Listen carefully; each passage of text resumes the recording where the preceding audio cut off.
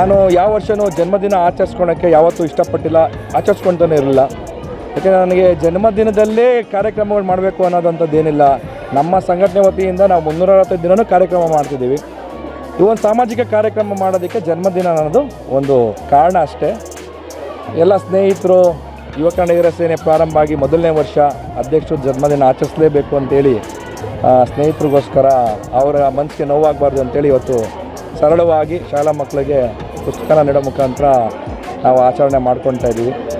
ಏನು ಈ ಕಾರ್ಯಕ್ರಮ ಮಾಡೋ ಉದ್ದೇಶ ಅಂದರೆ ರಾಜಕಾರಣಿಗಳಿಗೆ ಮಕ್ಕಳ ಭವಿಷ್ಯದ ಬಗ್ಗೆ ಗಮನ ಇರೋದಿಲ್ಲ. ಅವ್ರಿಗೇನು ಓಟ್ ಮಾತ್ರ ಬೇಕು, ಓಟ್ ಮಾತ್ರ ಅವ್ರದ್ದು ಕಾನ್ಸೆಪ್ಟ್. ನಮ್ಮ ಸಂಘಟನೆಯವ್ರಿಗೆ ನಮಗೇನು ಓಟ್ ಬೇಕಿಲ್ಲ, ನಿಸ್ವಾರ್ಥವಾಗಿ ಸೇವೆ ಮಾಡಬೇಕು. ಮನೆ ಯಾವಾಗ ಮಕ್ಕಳು ನೋಡ್ತಾ ಇದ್ದೆ ಪಾಪ, ಯಾರು ನಮ್ಮನೆ ಎಲ್ಲ ಒಂದಷ್ಟು ಜನ ಸಹಾಯ ಕೇಳ್ಕೊಂಬರ್ತಾ ಇದ್ದಾಗ ಇಲ್ಲ ಏನಾದರೂ ಮಾಡಬೇಕು ಅಂತೇಳಿ ಈಗ ಮಕ್ಕಳಿಗೆ ಪುಸ್ತಕ ಮಾತ್ರ ಕೊಟ್ಟಿದ್ದೀವಿ. ಮುಂದೊಂದು ದಿನಗಳಲ್ಲಿ ಬ್ಯಾಗ್ ಕೂಡ ವಿತರಣೆ ಮಾಡಬೇಕು ಅಂತ ಆಸೆ ಇದೆ. ಸುಮಾರು 1,000 ಜನ ಮಕ್ಕಳಿದ್ದಾರೆ. ಇವತ್ತು ಅಶ್ವಿನಕುಂಟೆಯಲ್ಲಿ ಬೆಂಗಳೂರಿಗೆ ಹತ್ತಿರವಾಗಿರುವಂಥ ಜಾಗ ಸ್ಕ್ವೇರ್ ಫೀಟ್ 10,000 ಅಂತ ಹೇಳ್ತಾರೆ ಯಾರನ್ನ ರಿಯಲ್ ಎಸ್ಟೇಟ್ ಅವ್ರನ್ನ ಕೇಳಿದ್ರೆ.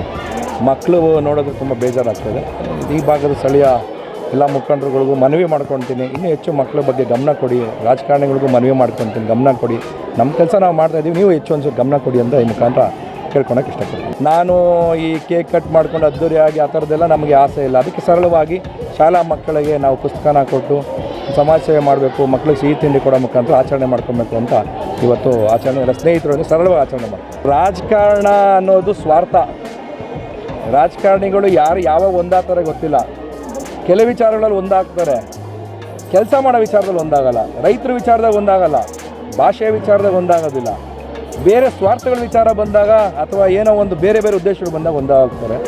ರಾಜಕಾರಣಿಗಳು ಯಾವತ್ತಿದ್ರೂ ಕೂಡ ಅವ್ರ ಸ್ವಾರ್ಥ ಬಿಟ್ಟು ಕೆಲಸ ಮಾಡೋಕ್ಕಾಗೋದಿಲ್ಲ. ನಾವು ಸಂಘಟನೆಗಳು ಅವ್ರಿಗೆ ಮಾಧ್ಯಮದವರು ಸಂಘಟನೆಗಳು ನಾವು ನಮ್ಮ ಕೈಲಾದಷ್ಟು ನಾವು ತಿದ್ದುವಂಥ ಕೆಲಸನ ಮಾಡ್ತಾನೆ ಇರ್ತೀವಿ. ವಿರೋಧ ಪಕ್ಷಗಳು ಅಂತ ನಾವು ಕೆಲಸ ಮಾಡಿದ್ರೆ ನಾವುಗಳು ಮಾತ್ರ ಮಾಡೋಕ್ಕೆ ಸಾಧ್ಯ. ಆ ಕೆಲಸ ನಾವು ಮಾಡ್ತಾ ಇರ್ತೀವಿ. ರಾಜಕಾರಣಿಗಳ ಬಗ್ಗೆ ಮತ್ತೇನೇನು ಹೇಳೋದು? ಸಂಘಟನೆಗೆ ಜೀವನ ಮಾಡೋಕ್ಕೆ ಸಂಘಟನೆಗೆ ಬರಬೇಡಿ. ಸಂಘಟನೆ ಅನ್ನೋದು ದುಡಿಮೆ ಅಲ್ಲ, ಸೇವೆ. ನಮ್ಮ ಯೋಧರು ದೇಶನ ಕಾಯಕ್ಕೆ ಹೋಗೋದು ಅಲ್ಲೇನೋ ಸಂಬಳ ಕೊಡ್ತಾರೆ, ಫೆಸಿಲಿಟಿ ಕೊಡ್ತಾರೆ ಅಂತಲ್ಲ, ದೇಶಾಭಿಮಾನದಿಂದ ಹೋಗ್ತಾರೆ. ಆ ನಿಟ್ಟಿನಲ್ಲಿ ಸಂಘಟನೆಗೆ ಬರೋ ಯಾವುದೇ ಯುವಕರಾಗಲಿ ಕನ್ನಡ ತಾಯಿಯ ಸೇವೆನ ನೆಲ ಜಲ ಗಡಿ ಭಾಷೆ ವಿಚಾರವಾಗಿ ಪ್ರಾಮಾಣಿಕವಾಗಿ ಕಾಯಬೇಕು. ನಮ್ಮ ಕರ್ತವ್ಯ, ಹೆತ್ತಂಥ ತಾಯಿ ಹೊತ್ತಂಥ ನಾಡಿನ ಋಣನ ತೀರಿಸಬೇಕು ಅಂತ ಆಸೆ ಇರುವ ಯಾವುದೇ ಯುವಕರು ನಮ್ಮ ಸಂಘಟನೆಗೆ ಬನ್ನಿ. ನಮ್ಮ ಸಂಘಟನೆಯಲ್ಲಿ ಸ್ವತಂತ್ರ ಇರುತ್ತೆ. ಎಲ್ಲ ಕನ್ನಡ ಪರ ಹಿರಿಯ ಹೋರಾಟಗಾರರ ಜೊತೆಗೂಡಿ ಯುವ ಕನ್ನಡಿಗರ ಸೇನೆಯನ್ನು ಕಟ್ತಾ ಇದ್ದೀವಿ. ನಾಡನ್ನು ಕಟ್ಟೋ ಕೆಲಸನ ನಾವು ಮಾಡ್ತೀವಿ. ಹೆಸರುಗಳು ಬೇರೆ ಆದರೂ ಎಲ್ಲರೂ ಮಾಡೋದು ಕನ್ನಡದ ಕೆಲಸ. ಯುವ ಕನ್ನಡಿಗರ ಸೇನೆ ಒಬ್ಬ ಸಾಮಾನ್ಯ ಶಾಲಾಕೊಂಡಿರೋ ಸಂಘಟನೆ ಕಾರ್ಯಕರ್ತನಿಂದ ಹಿಡಿದು ದೊಡ್ಡ ನಾಯಕರುಗಳ ಜೊತೆ ಕನ್ನಡದ ಕೆಲಸಕ್ಕೆ ಯಾವಾಗ ಕರೆದ್ರು, ಹೋರಾಟದ ವಿಚಾರವಾಗಿ ಯಾವಾಗ ಕರೆದ್ರು ನಾವು ಜೊತೆಲಿ ಇದ್ದೇ ಇರ್ತೀವಿ. ಹೆಸರು ಯುವ ಕನ್ನಡಿಗರ ಸೇನೆ ಆದರೂ ಮಾಡೋದು ಕನ್ನಡದ ಕೆಲಸ.